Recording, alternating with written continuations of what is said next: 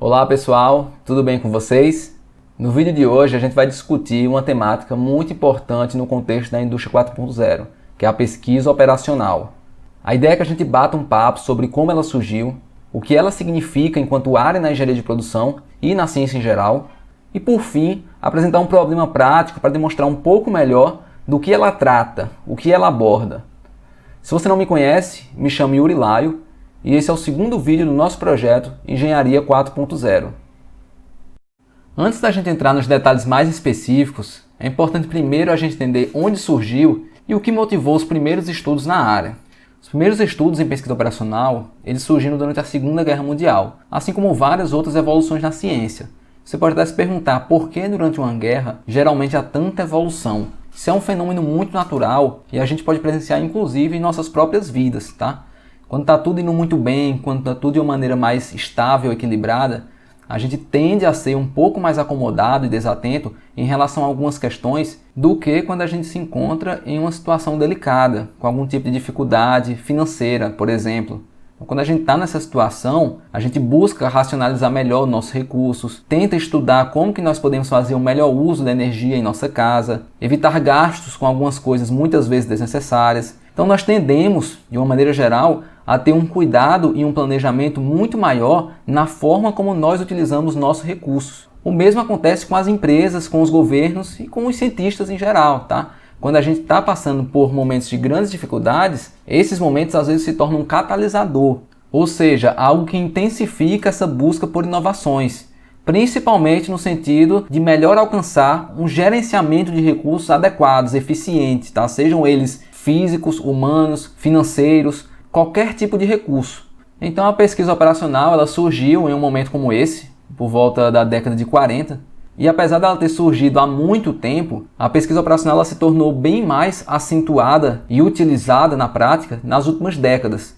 Isso porque, como ela faz uso de recursos computacionais para solucionar problemas, então na medida em que a tecnologia evolui, naturalmente novas aplicações vão surgindo, assim como novos métodos de resolução vão sendo propostos por pesquisadores, tá? Muitas vezes mais eficientes do que aqueles que a gente tinha.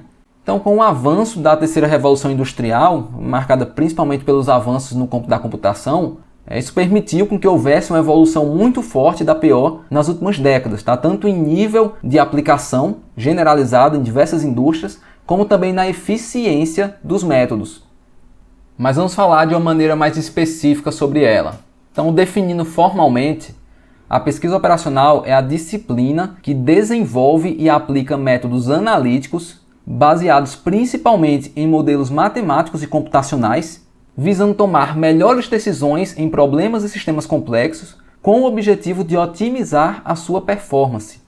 Tem várias outras definições na literatura, mas a mensagem principal de todas elas vão nessa mesma linha. Então imagine que você tem uma decisão complexa a ser tomada. Ou seja, você precisa decidir algo em um problema que permite uma série de alternativas distintas, tá? Uma série de escolhas diferentes. Ao invés de você tomar essa decisão de uma forma arbitrária, usando apenas seu conhecimento empírico ou basicamente chutando aquela decisão que você acredita ser uma boa decisão, uma boa escolha, você vai desenvolver um método científico, um método analítico que irá solucionar aquele problema, entregando para você a melhor solução, a melhor escolha possível.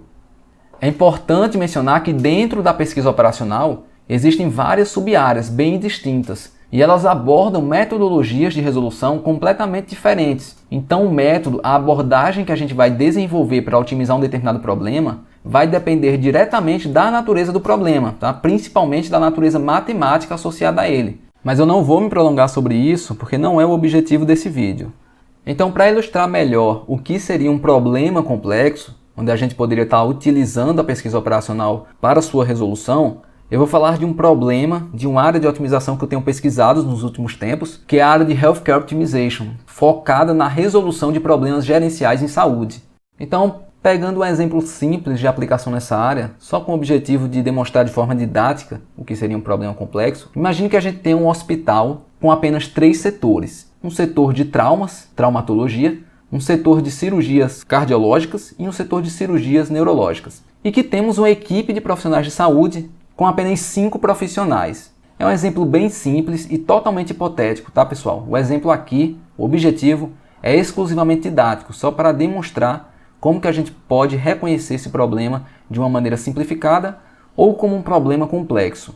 Então vamos imaginar que esses profissionais eles tenham os mesmos níveis de habilidades para estarem atuando em qualquer um desses 3 setores existentes que a gente comentou, mas que cada um desses funcionários possuam preferências pessoais, ou seja, algum deles prefere trabalhar mais em um setor e menos em outro, assim como outro profissional pode preferir gostar mais de trabalhar em um determinado setor do que em outro. E que cada um deles atribuiu pesos ou notas de 0 a 10 para cada um desses 3 setores, tá? Onde quanto maior a nota, mais ele gosta de trabalhar naquele setor, e quanto mais próximo de 0, menos ele gosta. Por exemplo, o profissional A atribuiu as notas 10, 0 e 7, o que indica que ele tem uma preferência muito maior por atuar no setor de traumas, que ele gosta de uma forma razoável de atuar no setor de neurologia e que ele não gosta de atuar no setor de cardiologia. E da mesma forma a gente tem as preferências dos outros 4 profissionais. Bom, então como a gente pode maximizar essas preferências pessoais durante a alocação de cada um desses profissionais nos respectivos setores? Como que a gente pode tomar essa decisão? Nesse caso é muito simples, né? O funcionário A alocaríamos no setor de traumas, assim como os funcionários B e C. Já o funcionário D alocaríamos no setor de neurologia e o funcionário E no setor de cardiologia. Fazendo isso, nós teríamos a maior soma de preferências possível, que é o nosso objetivo, tá? Não há nenhuma outra combinação possível que nos dará uma pontuação, um score melhor do que esse. Nesse caso em específico, que praticamente não existem restrições, com um corpo de profissionais bastante limitado, é bem simples resolver, encontrar essa melhor solução possível. É facilmente decidido de forma empírica, como nós fizemos aqui. Agora vamos imaginar o caso anterior adicionando algumas restrições de demandas. Ou seja, o setor de traumas é necessário que tenha pelo menos um funcionário atuando lá, o setor de cardiologia que tenha pelo menos um funcionário e no setor de neurologia que tenha pelo menos 3 funcionários atuando lá. Tá? Vamos imaginar que a gente fez uma previsão de demanda baseada no histórico e que a gente saiba que o setor de neurologia, por exemplo, tem uma demanda maior que os demais setores e é necessário que hajam 3 funcionários lá simultaneamente atuando. Tá? Se o nosso problema tiver essas novas restrições que acabamos de adicionar, a melhor solução possível para ele já não é mais a anterior, que era livre de restrições de demanda. Tá? A melhor solução será alocar o profissional A e B no setor de neurologia, assim como o funcionário D, enquanto o funcionário C seria alocado no setor de traumas e o funcionário E no setor de cardiologia. Essa seria a nossa solução que daria o score total maior, portanto seria a nossa solução ótima para o problema. Ainda muito simples, tá? Apesar de que nesse caso, com o acréscimo dessas restrições, a gente precisa pensar um pouco mais, mas pode ser facilmente resolvido de uma maneira empírica também. Agora suponha que a gente esteja tratando desse mesmo problema, só que em uma organização muito maior.